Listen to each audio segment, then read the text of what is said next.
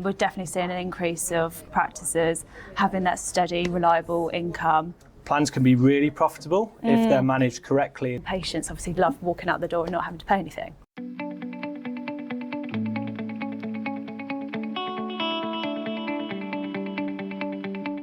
Hi there, we're joined by Harriet from Patient Plan Direct. So Harriet, thanks for being our guest on this water cooler. Thanks for having me, Phil. So we're here to talk about Plan today. So as part of our benchmarking guide, we actually saw that Plan increased year on year between 23 and 24 by about 12% on average in terms of revenue. And Plan is a massive topic for discussion within practices. So Harriet, is that what you're seeing at Patient Plan? Absolutely. So we're seeing a really positive net growth across all of our practices. We're definitely seeing an increase of the importance of practices having that steady, reliable income. And I think patients are a lot more susceptible these days to joining a plan. So definitely sort of in my era, everything's on a direct debit. And we're quite happy just to sign up rather than having that big chunk of money going out of our bank account when we go to the dentist for, say, upwards of £60 for an examination or £75, £80 for a hygiene appointment. So for us to be able to pay monthly for it, then it's just that steady outgoing. So it's a generational change in habits, isn't it? That people are wanting to sign up to these plans. Yeah, absolutely. And I think practices are so much more to see the importance now of having that regular income and you know, when the reception team are really, really busy, to not have to deal with that transaction while in front of other patients, it's great. So, and patients obviously love walking out the door and not having to pay anything. So. Yeah, well, that's always nice. And from a dentist perception, I know we've got a recruitment team, is it's much easier to find a dentist in the future if they can inherit a successful plan book. So absolutely. It helps in that respect as well, doesn't it? Yeah, definitely. It really, really does. So, yeah. Okay, well valuations, as you'll know from all of these water coolers, is we base valuations on EBITDA and profitability. So I'll go straight into it. Is admin fees obviously have a big impact in profitability? Yeah. And if we just look at simple maths, if you've got 1,000 plan patients and you can save £1 a month on admin fees, you're going to be 12k better off that year.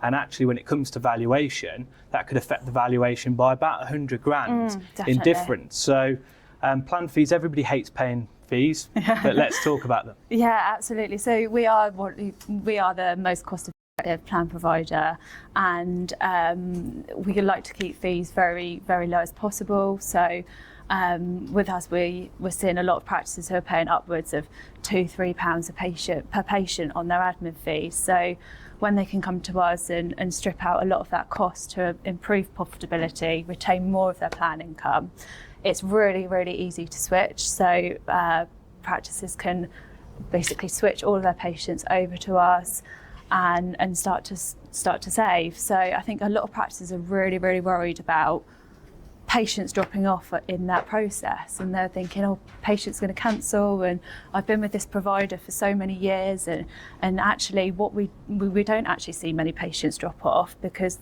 the letter is so simple that patients don't need to do anything. This is just an admin change. And actually we see a growth spike after they've done that change because it refocuses the team's attention, and we see that growth and in the plan. So we wouldn't say that you wouldn't be worried about the patients dropping off. We actually see the growth after. And talking about profitability, when we do valuations, is plans can be really profitable if they're managed correctly, and that from an associate remuneration perspective and a hygiene perspective. So just thought I'd mention, you know, it's really important to make sure that you're not double paying both the hygienist and the dentist. And there's either a recharge, or you're paying per patient, or you're paying a percentage.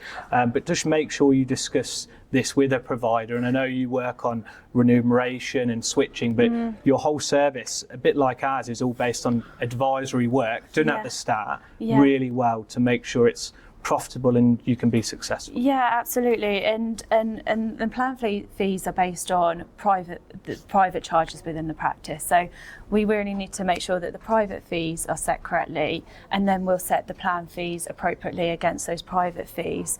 Again, it's making sure that all the clinicians are remunerated appropriately, because it needs to work as, from a patient journey point of view, everyone has a bit of an involvement in that patient journey to sell the plan to the patient. There's no point leaving it to the receptionist at the front desk. Yeah. It becomes a cold sale.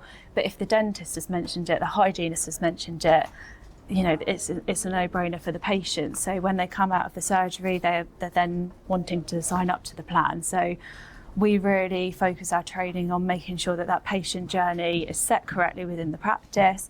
Everyone has a role to play, and the patient sees good in joining the plan. Okay. And if anybody's out there that doesn't have a plan, or NHS conversions have been a hot topic for a couple of years now, and if you are thinking about that, I mean, what are the key consideration factors?